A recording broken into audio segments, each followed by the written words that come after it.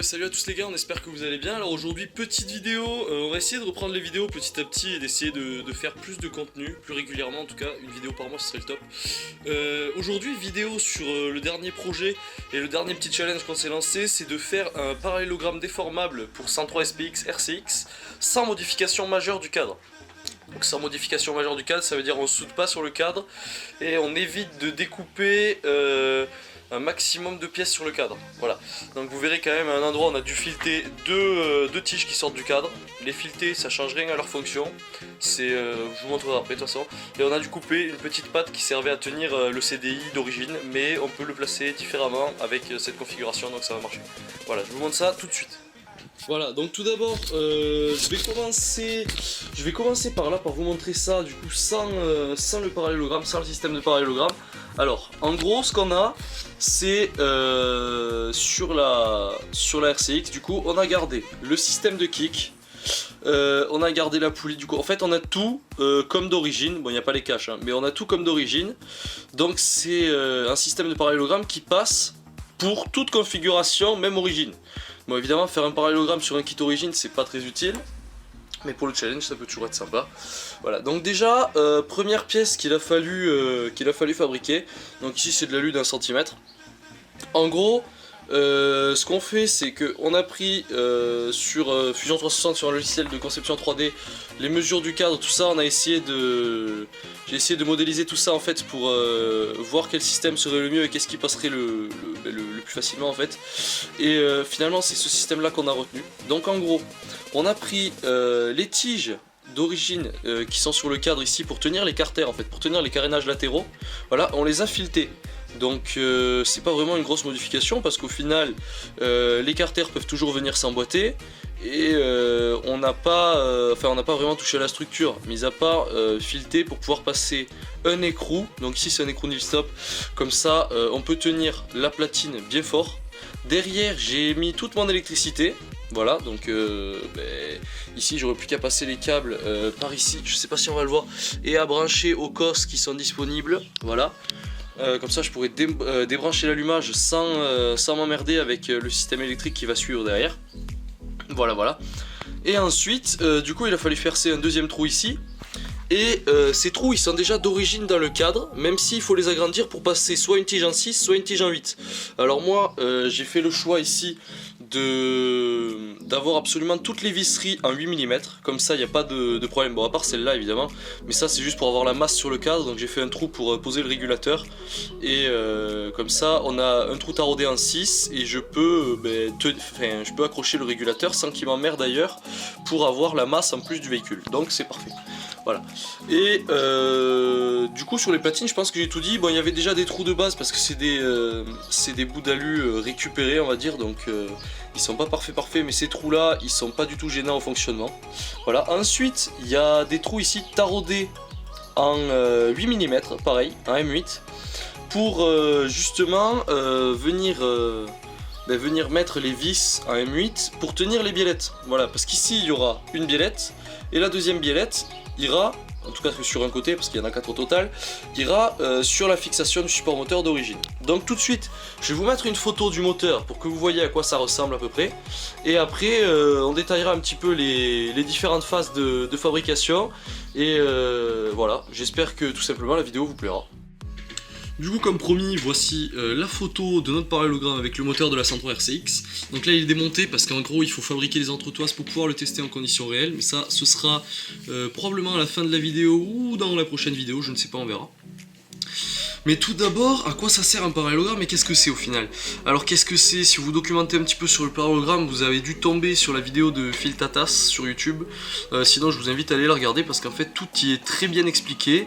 Et au final on comprend bien tous les principes de base du parallélogramme. Donc allez-y. Ça coûte rien, ça vous prendra 1 heure de votre temps et au moins vous allez pouvoir tout comprendre sur le parallélogramme et en quoi c'est bien, en quoi c'est pas bien, et si c'est réalisable ou pas et dans quelle mesure le réaliser. Parce que si c'est pour une configuration all day origine, c'est pas très utile, mais bon, on peut toujours s'y amuser. Voilà. Donc nous, pourquoi on l'a réalisé, pourquoi on a eu envie de le faire? Parce que c'était surtout pour le challenge en fait de le faire sur une 103 SPX RCX, donc ça a rarement été fait, et surtout sans modification majeure du cadre, tout en gardant le système de kick et en gardant tous les, on va dire, tous les modules d'origine de la mobilette. Voilà. Ensuite, quels sont les points positifs du système de parallélogramme déformable? Alors il y en a plusieurs, il y en a 3 majeurs on va dire. Il y a celui de garder la cuve de carbu toujours au même niveau tout le long de la variation, vu que c'est une translation circulaire en fait. Voilà. Ensuite, donc ça évite les trous dans la carburation et les erreurs de carburation tout simplement. Ensuite, au niveau du ressort, surtout si vous avez un ressort Doppler, dans tous les cas il faudra le modifier, ça y est pas à chier. Au moins ça nous garde le ressort toujours sur le même axe, donc lui pareil, il va forcer toujours sur le même plan que sur le ressort d'origine. Du coup il forçait comme ça, vu que le moteur faisait comme ça, le ressort lui faisait comme ça. Enfin, il faisait comme ça. Du coup en gros il forçait pas du tout sur le même plan, et en gros il forçait plus à la fin de la variation, beaucoup plus à la fin de la variation qu'au début.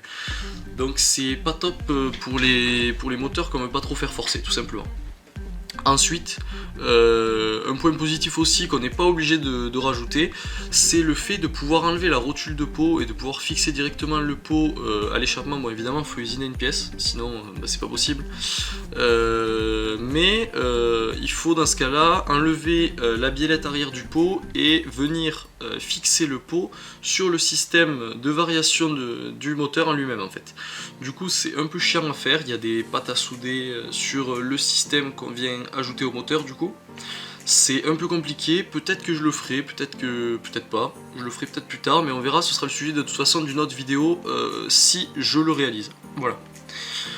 Du coup je pense qu'on a fait le tour des principales on va dire propriétés cool du parallélogramme, qu'est-ce qui est bien en fait. Et ensuite on va passer du coup à la phase de conception. Voilà, c'est la première chose qu'on a fait, c'est la phase de conception sur un logiciel de conception 3D, donc Fusion 360. Alors là dans ce cas là, qu'est-ce que j'ai fait en fait? J'ai conçu tout simplement le cadre, j'ai pris les mesures en fait du cadre directement sur la 103. Je les ai reportés sur le logiciel, j'ai fait mes esquisses, j'ai sorti mes volumes, et au final je me retrouve avec ça. Donc là je vous mets directement une vidéo de mon écran. Je vais essayer de vous mettre ça 2 minutes, je reviens. Voilà, donc c'est bon, j'ai réussi à activer la capture d'écran. Donc là je peux vous montrer sur mon écran tout simplement ce que j'ai réalisé. Donc le cadre de la 103 RCX, c'est les bonnes cotes à quelques millimètres près. Dans tous les cas c'était pour nous donner une idée du système et voir si ça allait passer ou pas. Alors les plus gros problèmes, du coup ici vous pouvez voir le système de variation qui marche bien. Je vais essayer de désactiver juste la vision de la poulie, comme ça on peut voir un petit peu ce qui se passe derrière. Donc là on est côté variateur. Du coup là on a un système en fait qui dans tous les cas va varier d'ici maximum à ici. Donc nous ce qu'on cherchait en gros c'était 20 degrés à gauche, 20 degrés à droite, et on les a amplement. Voilà, là on arrive à 40, donc on arrive à 20, hop ici à 0 et là à 20. Moins V pardon. Donc en gros on est parfait à ce niveau là, c'est ce qui fonctionne vraiment après la phase de réalisation et de conception, donc on est content, voilà. Ensuite cette pâte ici n'est pas du tout ressemblante à la réalité, mais c'était juste pour se donner une idée de la pâte qu'il allait falloir fabriquer, et au final je suis pas parti sur ce que je voulais de base, sur un support moteur de SPX RCX, j'ai pris un support moteur de SPMVL, mais ça on verra ça plus tard. Donc voilà, sur la phase de conception, en gros, j'ai fait le cadre, j'ai fait cette platine, pardon, j'ai fait les 2 biellettes qui sont plus ou moins ressemblantes à ce qu'on a en gros. L'anthrax en gros des trous des biellettes est de 8 cm. Voilà, c'est bon à savoir, c'est l'anthrax qu'on a utilisé. Au final, on a un pot d'échappement qui est pas trop bas par rapport au sol, donc on est content. Et tout ça sur la conception on pouvait le vérifier de base, mais sur la réalisation c'est toujours mieux de le voir en vrai quoi. Donc voilà, voici la phase de conception, on est content de ce qu'on a fait, mais après il faut passer du coup aux premiers essais, et les premiers essais je les ai faits à partir de ces pièces imprimées en 3D. donc je les ai remplis à 20-25% pour avoir des pièces un minimum solides. Et finalement on a réussi à faire le montage grâce à ces pièces imprimées en 3D. On a pu du coup les mettre directement sur la mobilette. Je vous mets une photo là, j'ai une ou deux photos je crois, de justement du système de parallélogramme avec tout ce qui est biellette et platine en plastique, voilà. Donc là le seul système qui manquait à cette époque là, c'était du coup la patte de fixation entre le support moteur et la biellette arrière. Cette patte du coup qu'au final j'ai réalisé après directement en métal et ça a plutôt bien marché, voilà. Donc après cette phase de conception et d'essai avec nos impressions 3D, on a vu qu'au final le système marchait plutôt pas mal, mais on allait avoir un problème, c'était au niveau de la hauteur, enfin de la distance entre le pot et le sol. On était à peu près 3, 4, 5 cm, vraiment maximum, on était à 3-4 cm on va dire, entre le sol et le pot, ce qui au final n'est pas du tout suffisant, parce que si on prend le moindre trou, la moindre bosse, le pot va frotter, ça va péter, donc c'est pas du tout le but.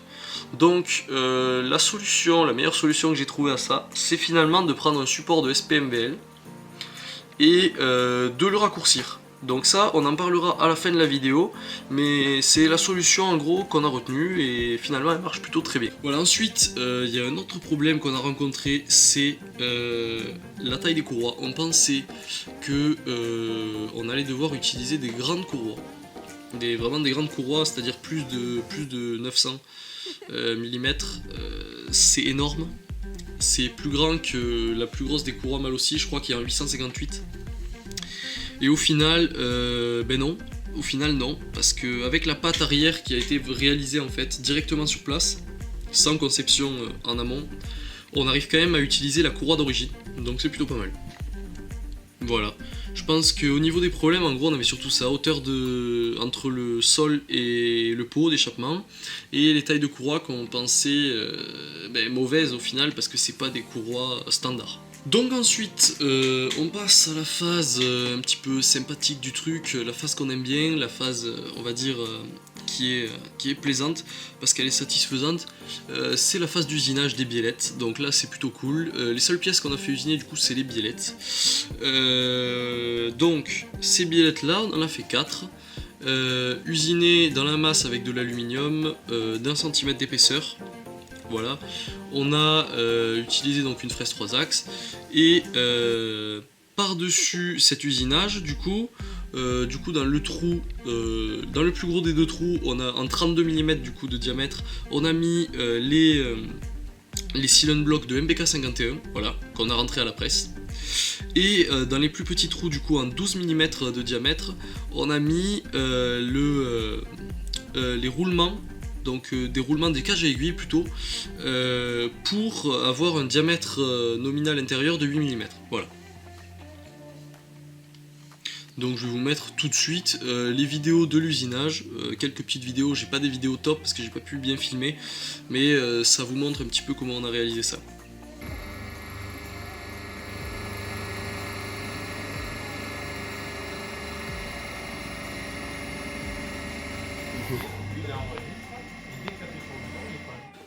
Par la suite, du coup, il a fallu réaliser donc les platines arrière qu'on voit juste ici sur le logiciel. Donc ces platines là, voilà, celles-là. Pour les réaliser, finalement, on est parti de morceaux d'aluminium en fait brut d'1 cm d'épaisseur, pareil, qui étaient déjà quelque peu percés. Bon, c'était des chutes et en gros, on a pu le réutiliser, donc c'est très bien. Celles-ci, donc, on les a fait à la scie et à la lime. Finalement c'est allé assez vite, donc pas trop de problème là-dessus. Ensuite il a fallu positionner les trous au bon endroit, donc ce trou là par exemple, celui-ci là en 8 mm, bon un trou un peu plus petit du coup en 6.5 pour pouvoir tarauder en 8 mm, voilà. Et un trou ici en 8 tout court par contre pour pouvoir passer la vis dans le cadre de là-bas à ici, et en mettant du coup un écrou à chaque extrémité.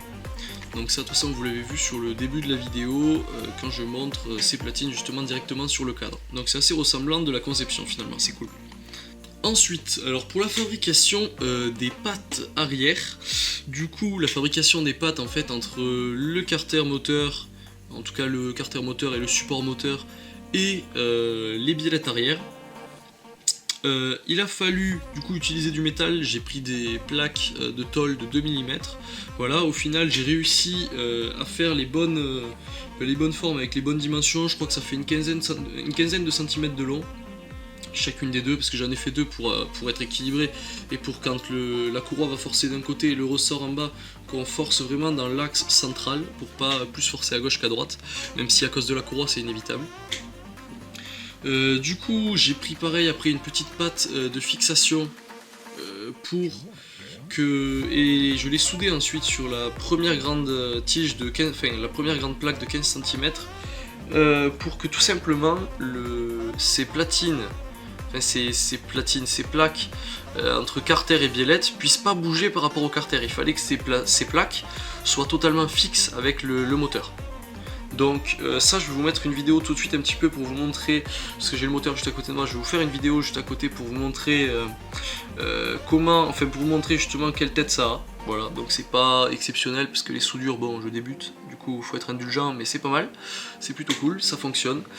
Et il me manquera peut-être plus qu'à relier en gros ces deux plaques entre elles par du fer plat en soudure, ou enfin pareil, soit le même métal, soit la même tôle en 2 mm que je soude entre les deux pour qu'il y ait un maintien, qu'il n'y ait plus d'écartement entre les deux, ce serait pas mal.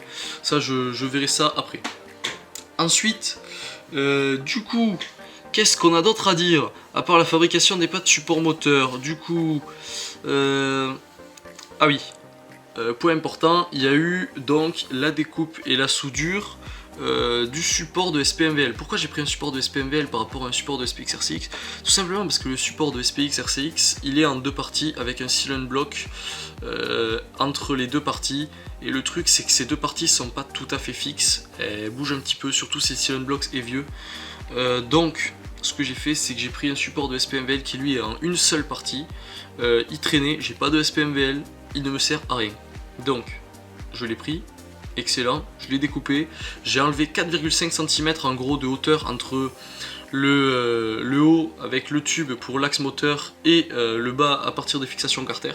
J'ai soudé ces deux parties ensemble et au final on a un support moteur de SPMVL mais raccourci. Il faut toujours prendre en compte le fait que la pipe d'admission doit passer. Le truc c'est qu'on peut plus démonter la pipe d'admission sans démonter le support moteur. C'est un peu chiant, mais en soi on ne démonte pas la pipe d'admission tous les 4 matins, donc c'est pas très grave. Alors ensuite, dernière petite modification en gros qu'on a fait au niveau du moteur, c'est pour le ressort de poussée. Donc moi je suis resté sur le support moteur, sur le ressort Doppler que j'avais déjà en fait. Du coup je suis resté dessus, voilà, sans problème, enfin ça passe sans problème. Il suffit en gros de rallonger la tige filetée, de prendre une autre tige filetée en 8, la rallonger. Dessous j'ai fait deux pattes, je vous mets pareil une petite photo pour vous montrer.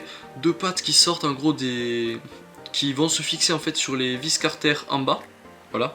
Comme ça on peut y fixer ces deux pattes avec deux trous au bout, mettre un axe, mettre une rotule en gros, avec une rotule femelle dans laquelle vient s'emboîter du coup la tige en M8, on vient la visser dedans.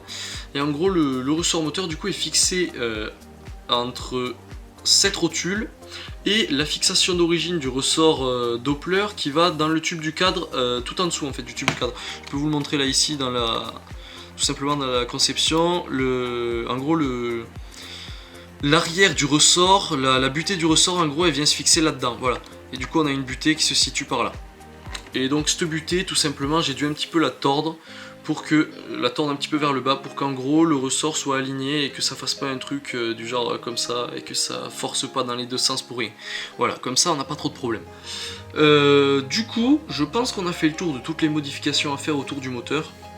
Au final, il n'y en a pas de grosses modifications, on n'a pas de grosses modifications au niveau du moteur. Vous pouvez prendre un moteur d'origine, le seul truc c'est qu'il va falloir charbonner un petit peu autour des accessoires pour le parallélogramme, c'est-à-dire les biellettes. Déjà il va falloir trouver un usineur qui peut vous le faire, c'est compliqué je pense. Les platines arrière, il faut pareil de l'alu d'1 cm. Voilà, il faut se débrouiller pour en trouver. Ça c'est faisable à la main donc pas de problème. Bon, les biellettes aussi, mais c'est juste qu'il faut avoir vraiment la bonne anthrax. Après du coup il vous faut de la tôle de 2-3 mm pour pouvoir faire vos pattes à l'arrière, comme j'ai fait là. Et enfin il vous faut un support de SPMVL, c'est le mieux. Après pour un support de SPX RCX je pense qu'on peut essayer, mais le truc c'est que ça va être un petit peu plus galère je pense. Ça va être ouais, vraiment plus galère je pense, mais bon, vous pouvez essayer si ça vous fait plaisir. Et puis au final c'est le ressort après qu'il faut... Enfin, il faut modifier le support du ressort entre le moteur du coup et le cadre. Voilà. Je pense qu'on a fait le tour. Du coup, maintenant, il nous manque plus qu'à fabriquer les entretoises. Une fois que les entretoises sont prêtes, on les met, on visse tout ça, on fixe le moteur sur le cadre, et après c'est parti. Hein. Après, petite vidéo, on vous filme ça quand c'est fini, quand le parallélogramme au final est réalisé. Voilà.